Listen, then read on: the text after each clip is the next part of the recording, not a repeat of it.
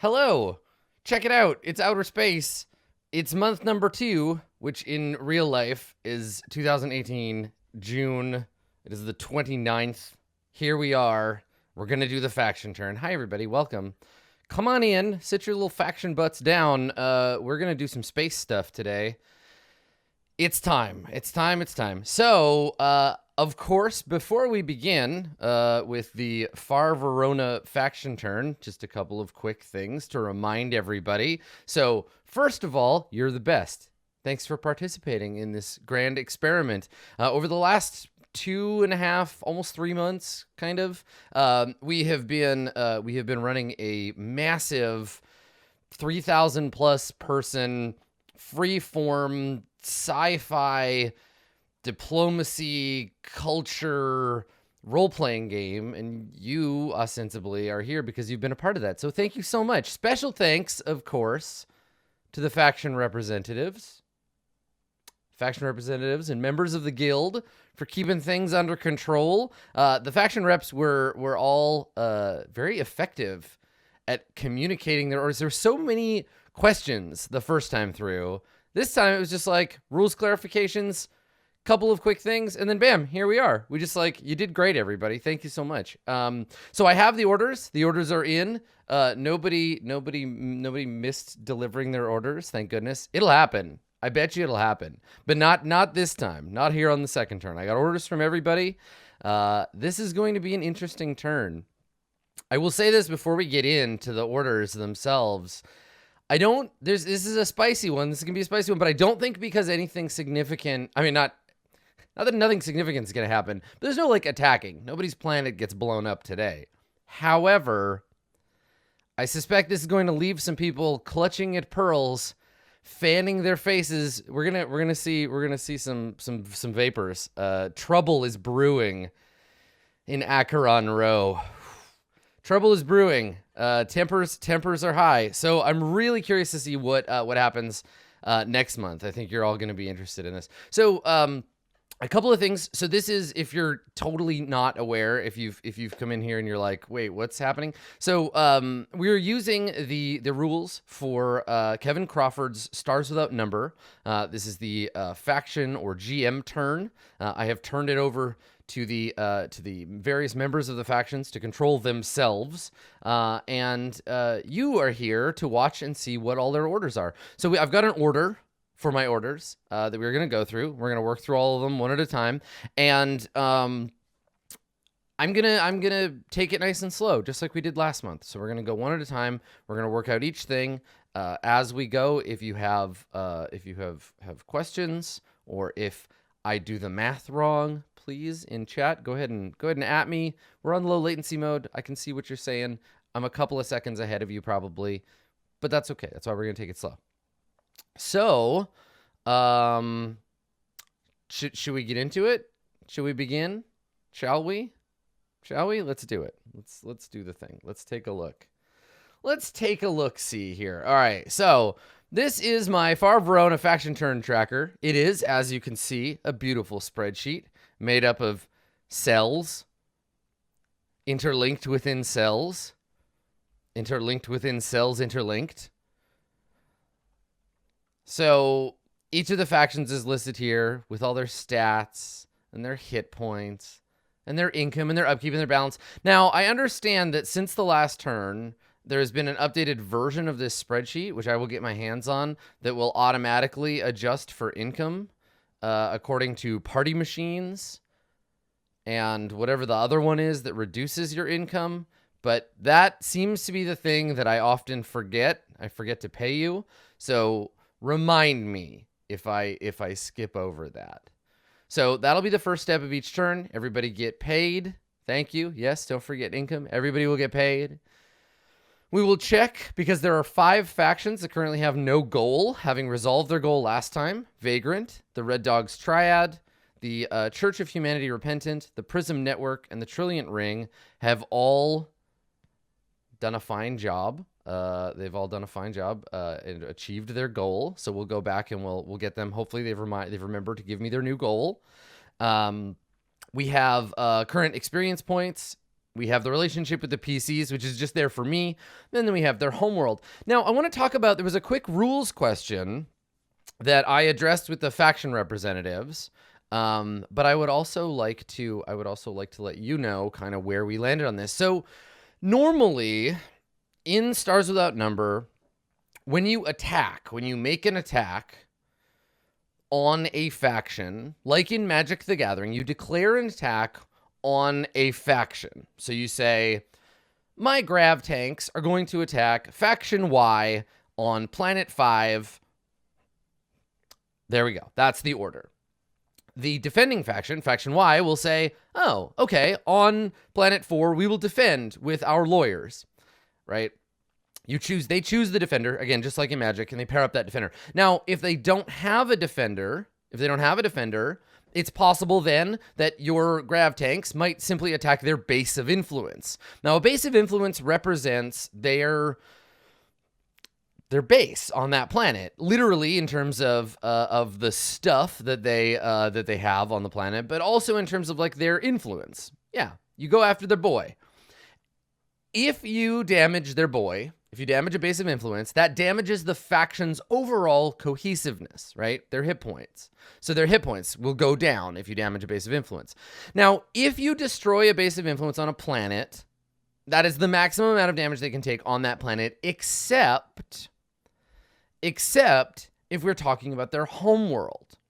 Now, the homeworld of a faction can continue to be attacked regardless of whether there is a base of influence there. This runs in correlation with the fact that a faction can always build on their home planet regardless of if there is a base of influence there. So, for example, if we were to make our way to, I don't know, Honglu, and we destroyed the 14 Red Dogs triad base of influence on Honglu, it's a big one. If they managed to survive, because they'd built bases elsewhere, they'd built up their HP. But if we had been able to destroy them, yeah, they have an invisible, infinite HP base of influence that we can continue to attack. This is pogroms against their people, destroying the infrastructure of the planet itself. This is some very fucking serious shit.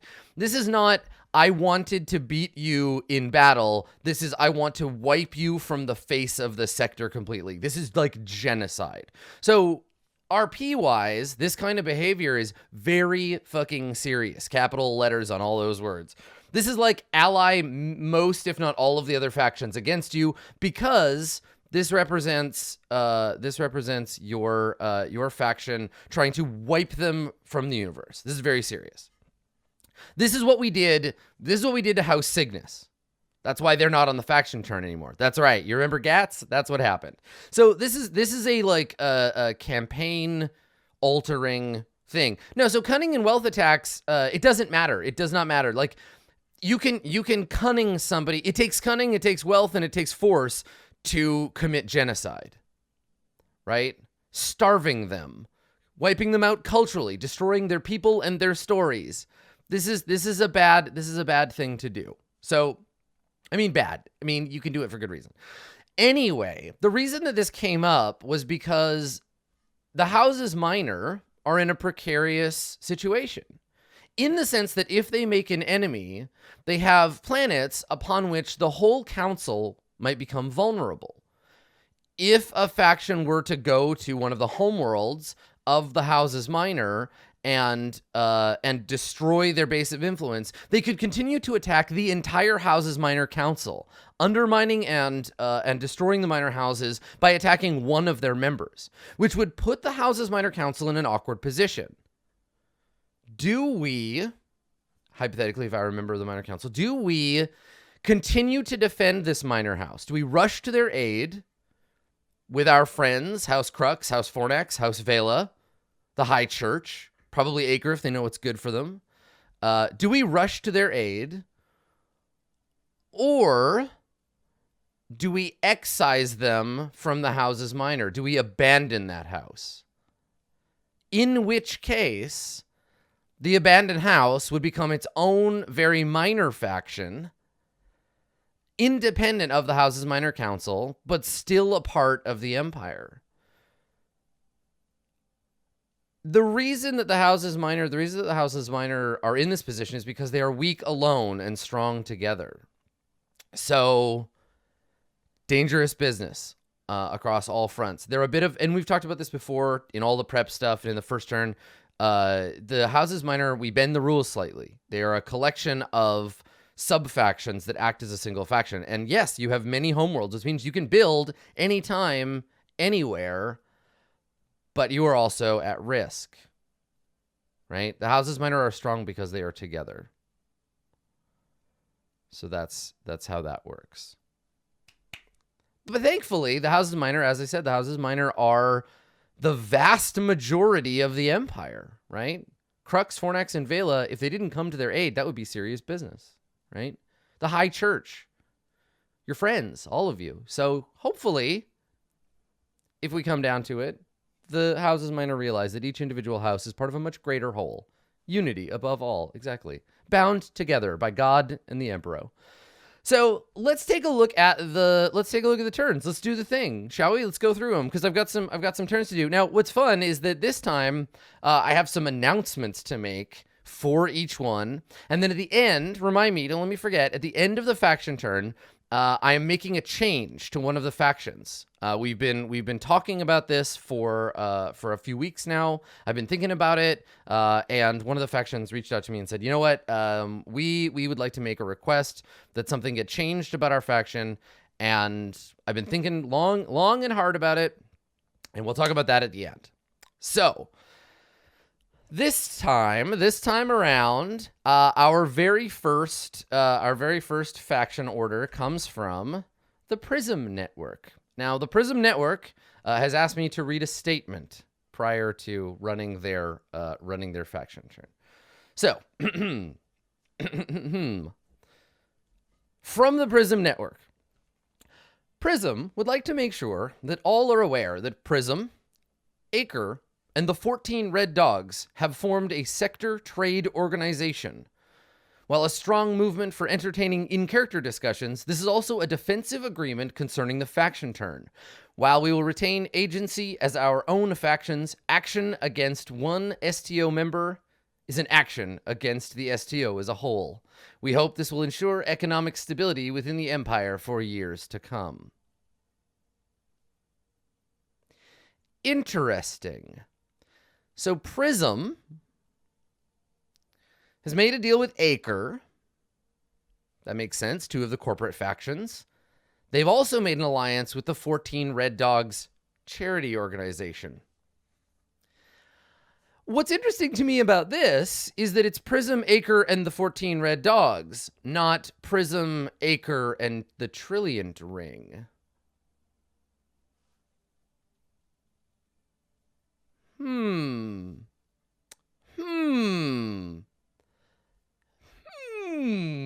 I don't think I can go any higher than that. So that's a deal. That is what Prism has done. And as a result, let's take a look at their action. So the Prism Network is going to establish a new goal, right? So their new goal, they're going to select a new goal of expand influence. So their job now is to plant a new base of influence. Okay. So planting a base of influence on a new planet, they're going to expand their network. We're going to give them their five credits, which will bring us up to 8. Let me double check Prism's assets here, make sure they don't have anything that gives them a bonus one. So let's see, Prism Network. I feel like I need to just make there they are, party machines. I feel like I just need to make party machines green. I think I'm gonna just do that. Here, let's just do that. Sort A to Z. Because then they'll stand out much more readily. Look at everybody's party machines. Okay, all these party machines, we're going to give them a background color. Is that the right one? Yeah, there we go. Look at that. There we go. These are the money ones. And what's the one that takes away a faction credit every turn? I mean, you can say the alliance is no way an effort to exclude Trill, but if I were a Trillionth Ring, Pre-Tech Researchers was the one I was thinking of. If I were a Trillionth Ring member, I would almost certainly feel left out. I'm just saying. Oh, they were invited? Okay. Well, interesting then. Politics abound. Okay. All right. So let me, you know what? I'm gonna leave this because I just realized that stealth is a gray one. I'm gonna leave this. So we'll see some, hopefully I'll be able to update the faction tracker. Anyway, Prism gets one more, which brings them up to 9. Okay, great. That brings them up to 9. So they're going to take their turn, of course, and they're going to add a new base of influence, which should not surprise anyone. So the Prism Network is going to build a new base of influence with an exciting 1 hit point. They're going to spend one credit. Now bring them down to 8. Their party machine funded this 1 HP BOI. And it is on, let's see, Planet, comma. Now, if we look at Planet, comma, by the rules, look at Planet, comma, it's a 0400. The 14 red dogs have a demagogue on comma.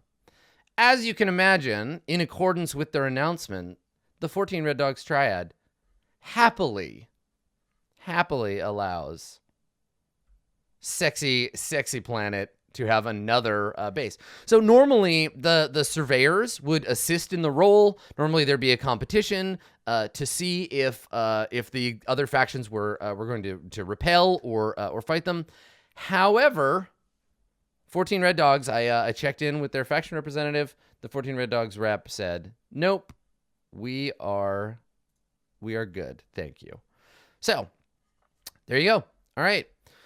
So the reason that alliance, I suppose the reason that alliance began is to create this new base of influence. So that means that they have accomplished their goal with a difficulty 1, plant a new base. No contest, and that brings them up to experience 2. Congratulations, Prism Network, on your new entertainment facility on comma. Sexiest planet in the universe if you want to get your organs turned inside out. All right. So, faction number two is one of the major houses. We're talking about House Whele. So House Whele has an announcement as well. All kinds of announcements here and there. Let me make an announcement on behalf of House Whele. House Whele is pleased to announce, in conjunction with House Pixis, on this day of February 27th, 3200, the founding of a joint diplomatic embassy on the magnificent Lodestone. Oh, isn't that nice?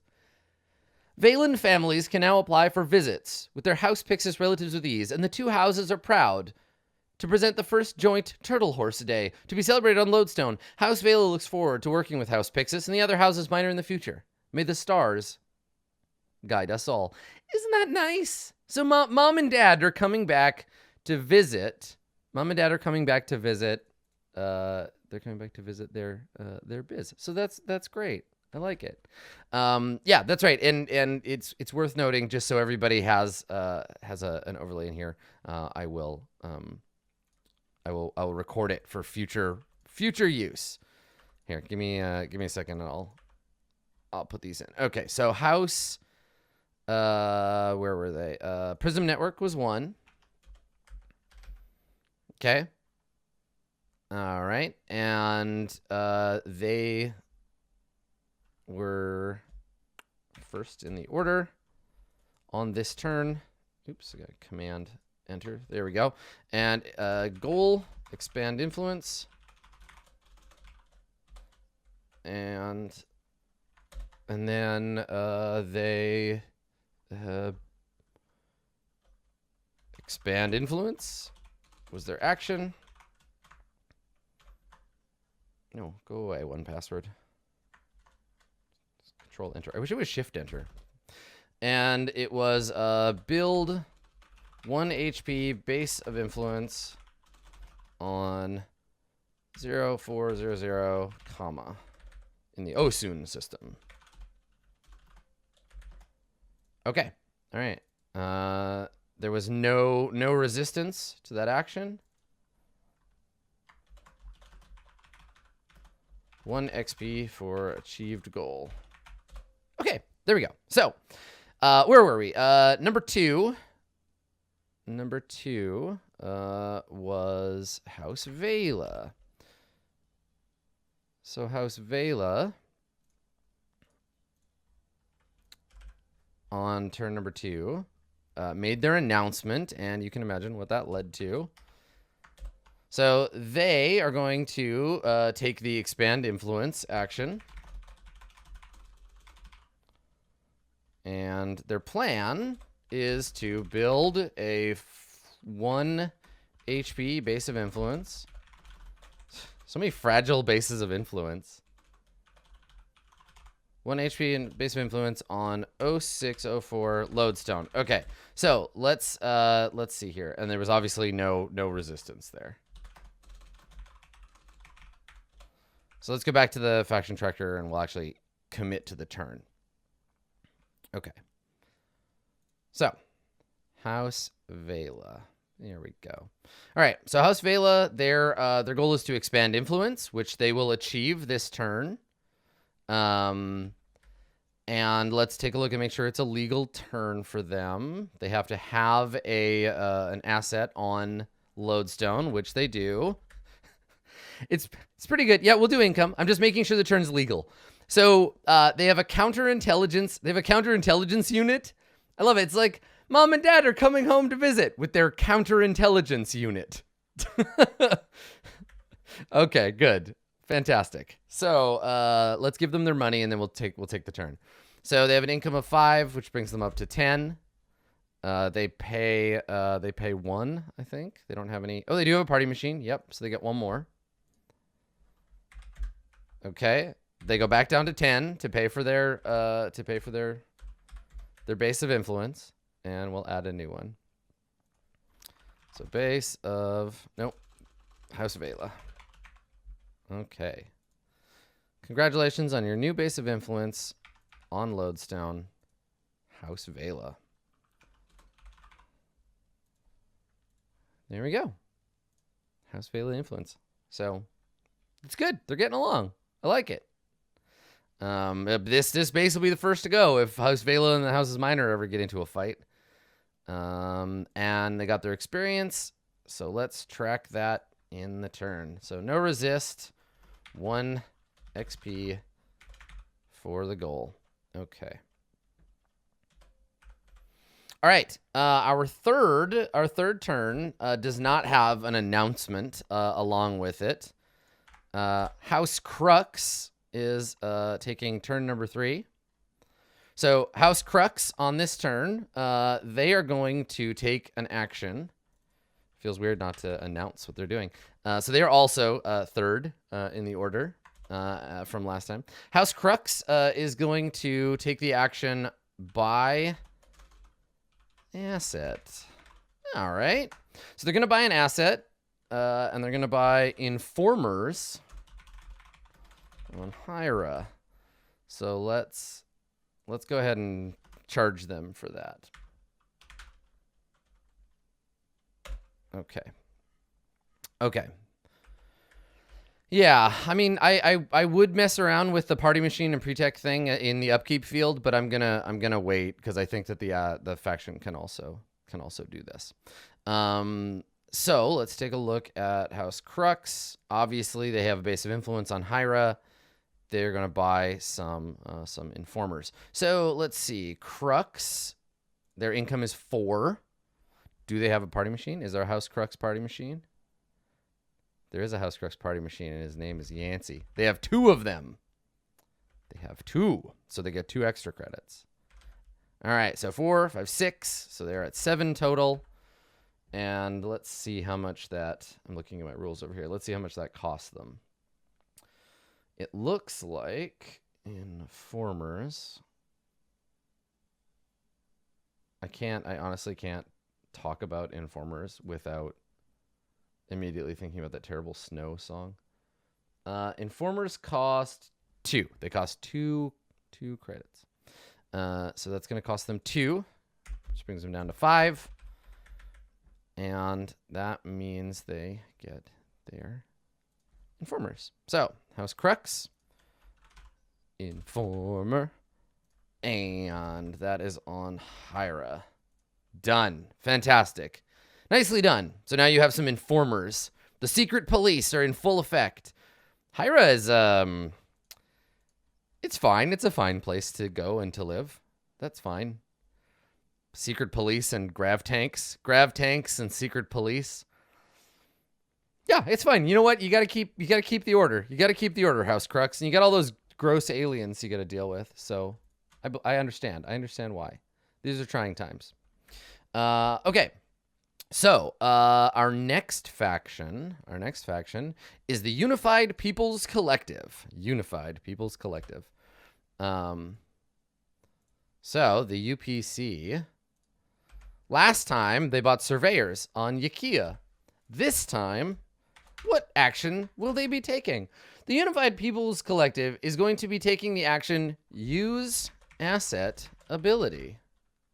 So this is going to be a long one. So the first asset, well, let's give them their money. Let's give the UPC their money, and then we'll go from there. So if I sort, let me go to the UPC. All right. They do not have a party machine, and they also have nothing that will cost them. And they're all on Yakia. Okay. All right. So that means they just get whatever it says on the sheet. The Unified People's Collective gets 4 credits. They are secretive, which means all of their assets have stealth, and they need to plant a number of stealth assets on worlds with other planetary governments equal to their cunning score, which is 6. They need 6 assets on other worlds that have other planets, governments. So, all right. Unified People's Collective, what are you up to? Whatever are you up to? So, surprising nobody, they are going to use the asset Covert Transit Net. So a covert transit net, I will read the description of it for you. A covert transit net allows you to move your shit around like crazy. Facilities web an area of space with a network of smugglers and gray market freighter captains. As an action, any special forces asset can be moved between worlds within 3 hexes of a covert transit net. So let me, let me pull up the sector map here, because I don't actually have that. I don't have that pulled up. Let me grab it for you. Sectors without number. Acheron row. Okay. So they're on Yakia, right? 1 second here. Let me get this up for y'all. They're on Yakia, which means they are on. Where's Yakia? Where are you, Yakia? It's around here somewhere. Where'd it go? There it is. Satsos. So they're on Yakia. So they've got anywhere within, what, 3? That's a pretty wide net. They can go just about anywhere. Let's find out where they're headed. So the covert faction transit net moves some figures. They're gonna move. I'm gonna just copy and paste this straight from their order. So covert transit net, it's going to move a demagogue, some psychic assassins, and seditionists from 0407 Yakia to 0406 Aomori. Uh-oh.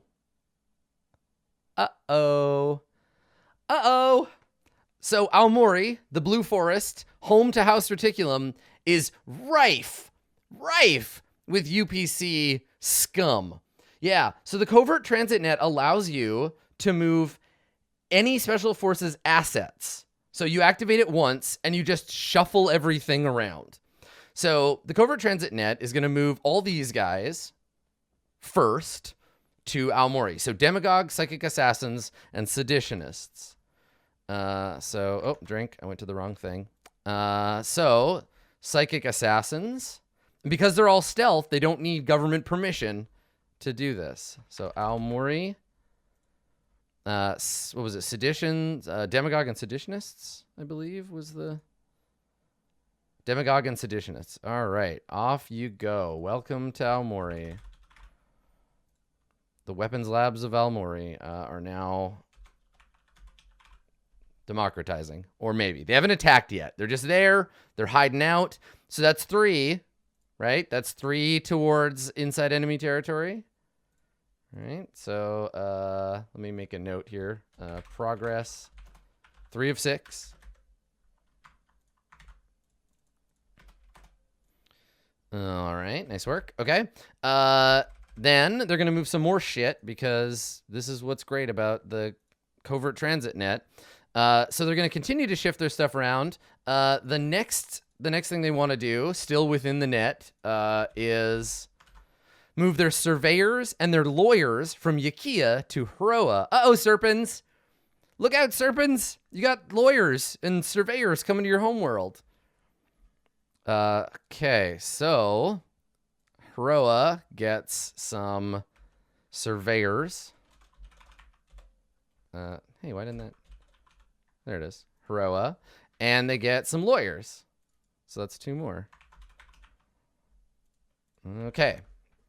So that's 2 more. Progress is 5 of 6. Anything else need moving? Oh, yep. Sure is.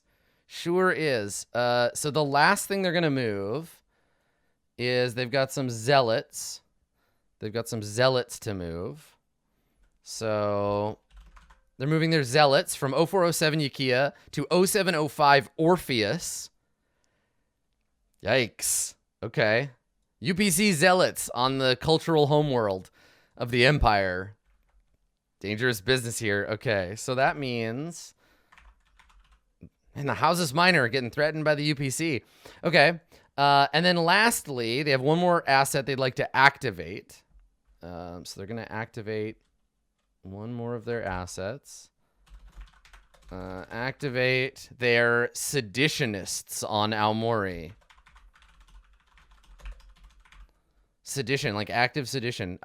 Targeting Space Marines of the Houses Minor. Ooh, so there could be some shit. There could be some shit going on. All right, so the seditionists that are hiding out on Aomori target the Space Marines of the Houses Minor with their sedition abilities. So let's talk about what seditionists do.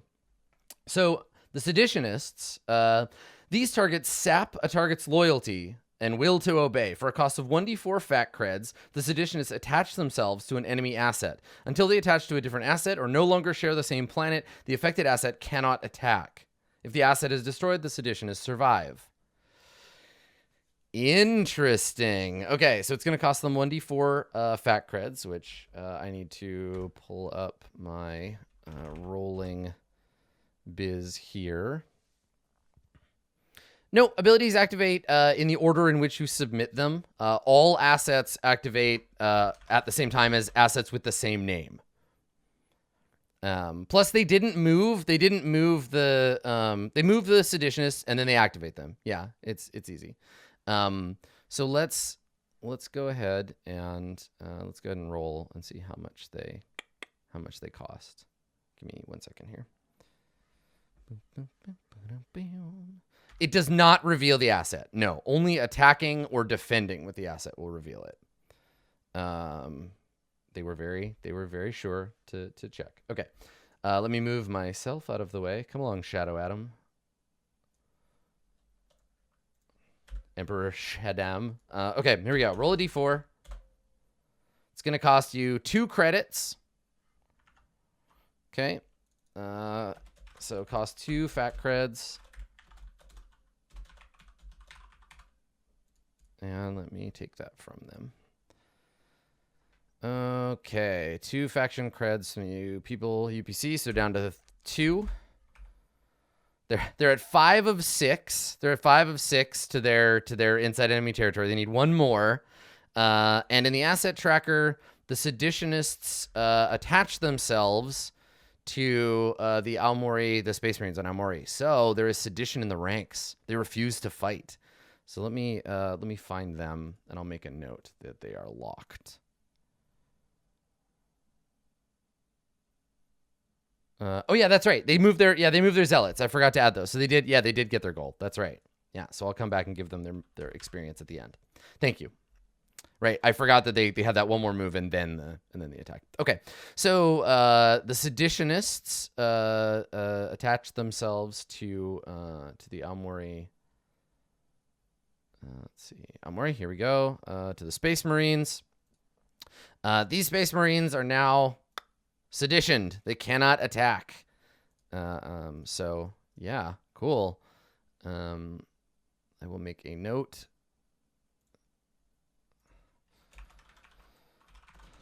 UPC, let's see, seditioned by UPC.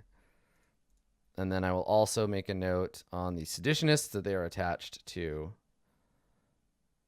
those same Space Marines.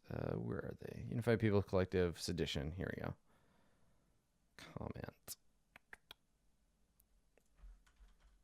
Attached to Houses Minor Space Marines. Okay, there we go. Cool. So those two are locked together.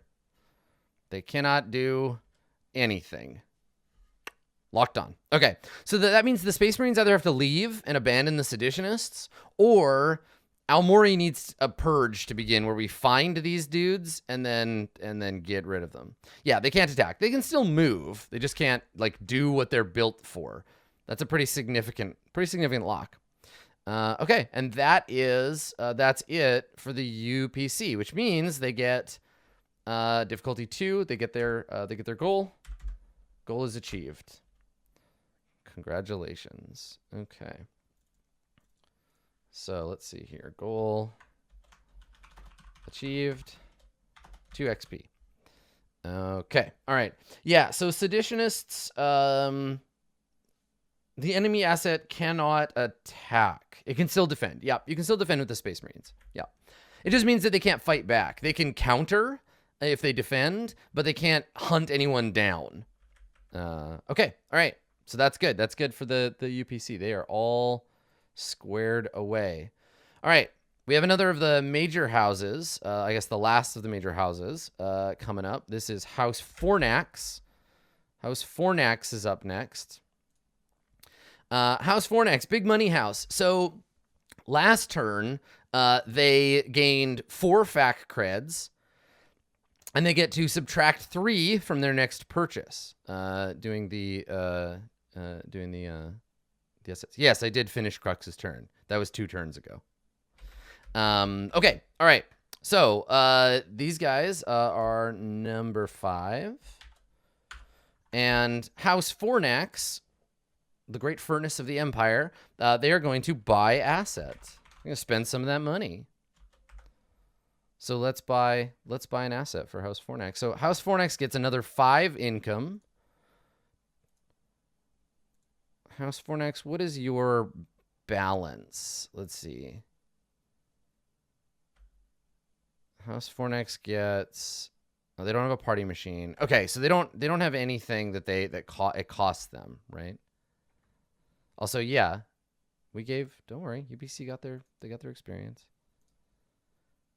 Yeah, everything they have makes money, but it doesn't automatically. They have no automatic money generator that adds or subtracts. So, okay, that's good. So they're gonna buy. An asset. So their intention here is to buy a commodities broker. Making that big money. Gotta spend money to make money. Buy commodities broker for 17 credits. And using their discount, and it's on Maya. Okay, nice. So let's go and see how that costs. So they get they currently have 13, which goes up to 18, and then down to 1 because they spend 17. Good stuff. All right, so Fornax, and this is the second turn. They're on 2. They're 2 of 4. For Peaceable Kingdom. These guys, we should also make a note. Progress 1 of 4. There you go. Okay. Yeah, the discount it's normally a commodities broker costs 20.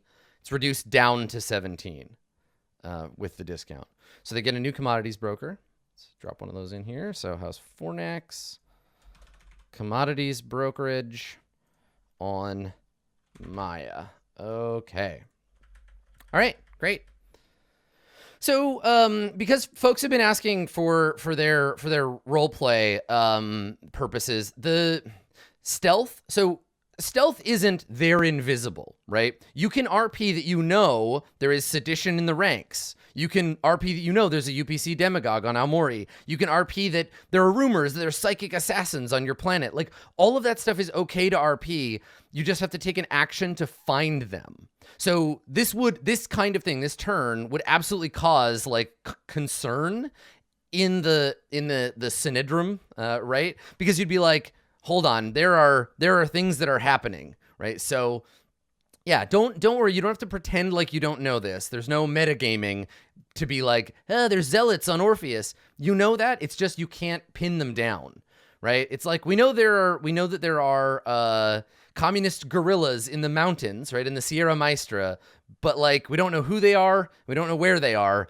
We know they're out there, and hopefully they will reveal themselves by shooting rockets at us, and then we can get them. But yeah. And again, I would love if you would work with your enemies, work with the other factions. Like the Houses Minor and the UPC can talk about what that looks like. I think that'll be really fun, right? To be like, cool, okay, so, you know, we've heard rumors of your psychic assassins. What have we heard? Who is your demagogue? What are they like? Because then it'll let you, like, I remember we're all working together to create a universe of fiction here. So, yeah, think about how that might work. Anyway, House Fornax, a successful turn, buying things. Fornax, you're going to be so baller rich. My God, House Fornax. I mean, it doesn't surprise me, but like, yeah, good work. Okay, so House Fornax, making money, getting money, doing their thing. Igne Conflatum, House Fornax. All right, next up, speaking of shit disturbers, you thought we were done with the UPC. I don't think so.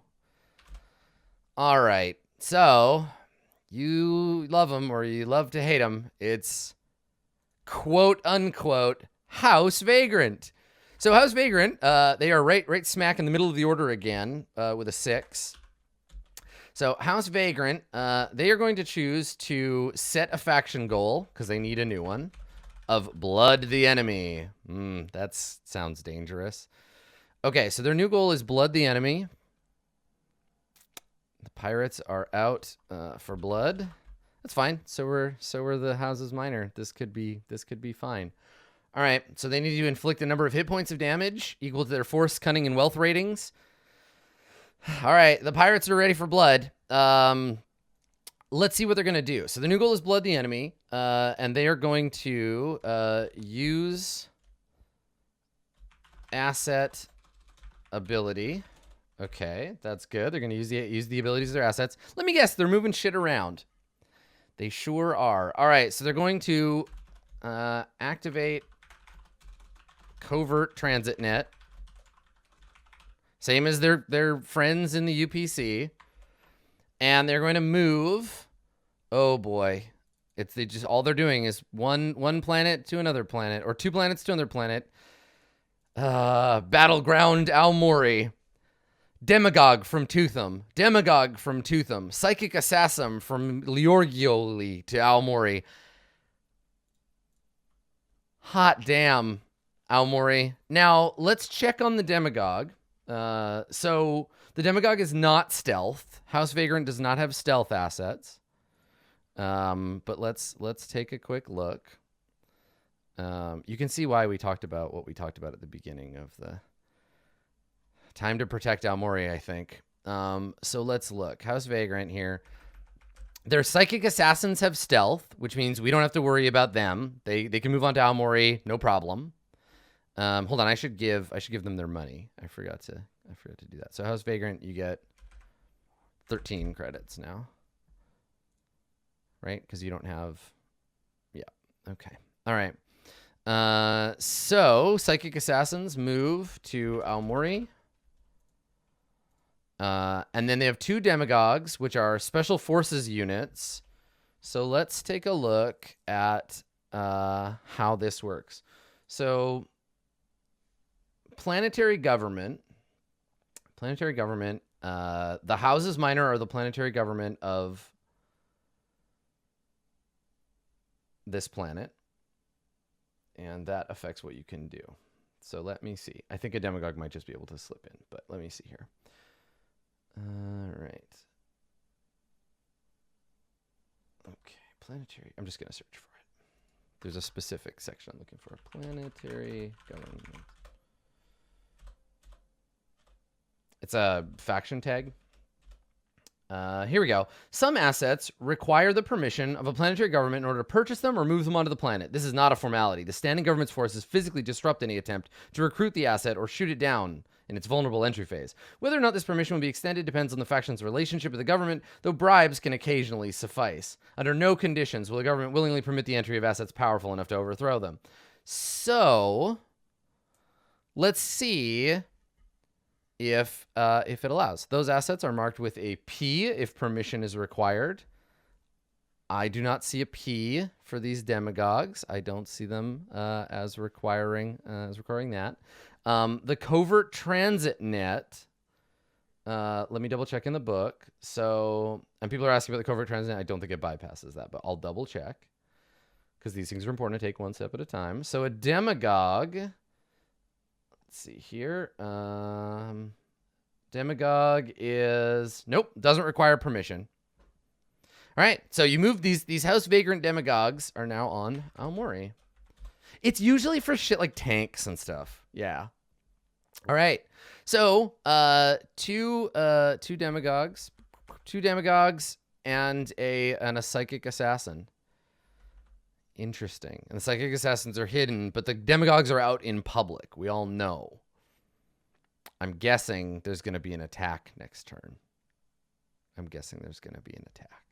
Just saying. Probably the case.